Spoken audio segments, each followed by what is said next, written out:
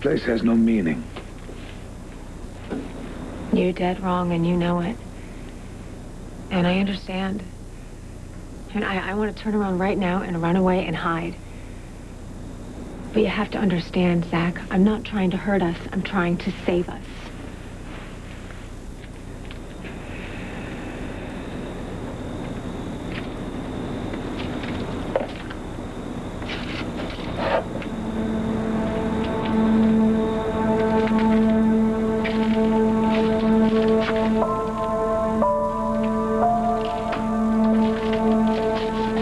We were filthy from searching. We were cold and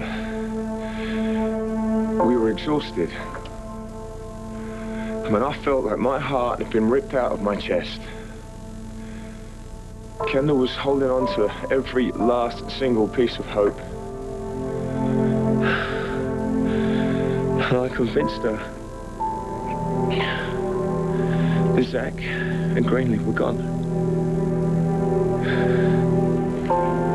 Lovely, isn't it? Charming. Cozy and inviting. Not to mention romantic. Who wouldn't melt in an atmosphere like this? Kendall hated me telling her the so-called truth. Or what I thought was the truth. Zach was dead. And Greenlee was dead. There was no point in carrying on the search because there's no way that we're going to find Dad. She freaked out. She hated me telling her that was the situation, and she pounded on my chest, and she was hitting me and thumping me, and I told her I was sorry. And she wouldn't accept it. I mean, if there was a knife there, she would have used it, and she would have ripped me to shreds, but there was no point, because I felt like I had nothing left. I hated Aidan for being alive when the love of my life was dead. So I attacked him. I physically attacked him. I don't need to hear this. Yes, you do, Zach, you do. I kicked him, and I punched him, and I beat the hell out of Aidan. And he didn't even try to stop me. Zach, I didn't betray you and me. I wasn't myself. I was somebody I don't like very much. Maybe somebody you don't even know. I know you, Kendall. I know the light and the dark. But right now, all you're seeing is the dark. And that scares the hell out of me. If Zach finds out, he's gonna kill you. Zach won't find out. And if Greenlee finds out? She won't. If Greenlee finds out what? No, this Propel guy that the Bureau has tagged, there's something off with that. I mean, his profile, it just doesn't scream criminal genius to me. Maybe that's his special talent. Passing himself off as a regular guy. Oh, it doesn't add up. How would you know? What experience do you have with this sort of thing? Oh, well, hateration. Mom, I was a soldier on the front line. I have experience more than you know. Now, something's wrong. Oh, something's very, very wrong, but it's not in the file. It's the two of you. We finally get a normal life, and you want to blow it to bits. Mom, all I'm saying... Look, I don't want to hear anymore. I'm going to the market and roll my cart up and down the aisles and pretend I'm a normal person. And that my husband and my son are normal, too. Now, you work with that, will you, while I'm away, as a favor to me? Mother's Day's in a couple of weeks. Skip the candy, the flowers, and the dinner. All I want is a sane, rational, normal life.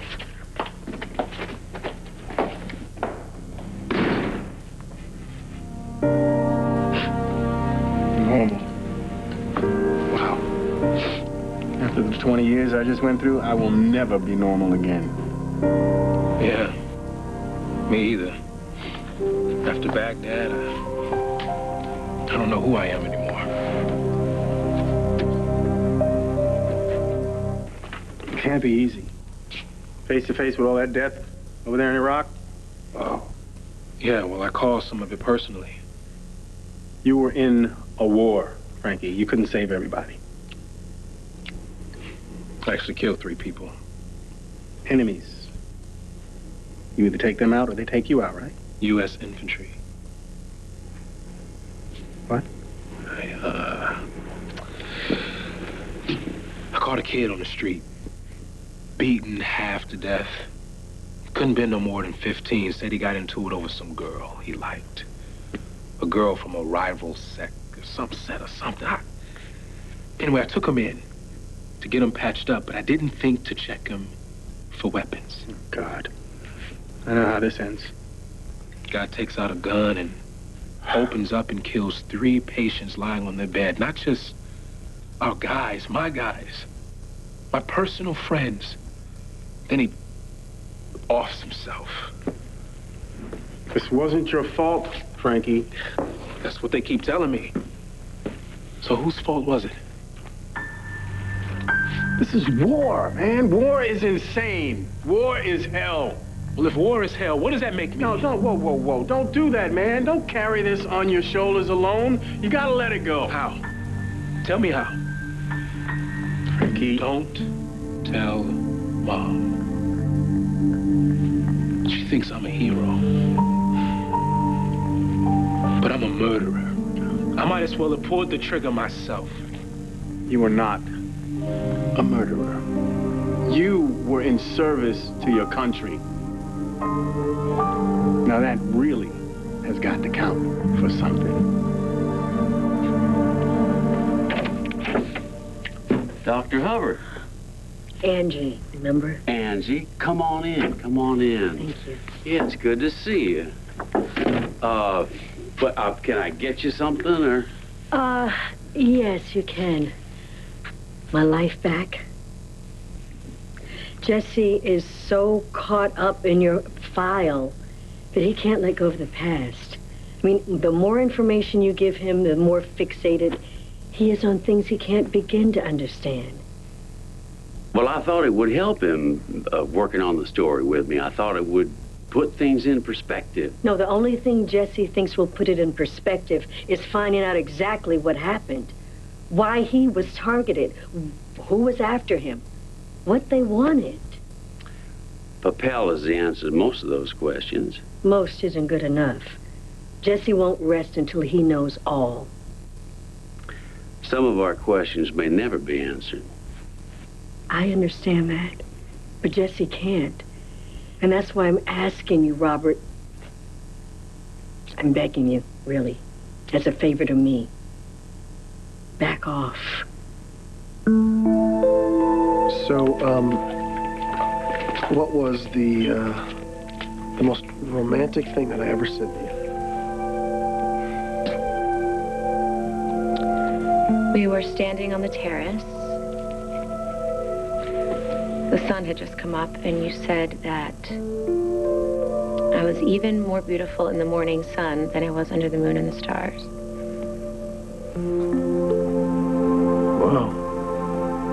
Sounds like love to me. It did to me, too. It made me relax and believe. Believe?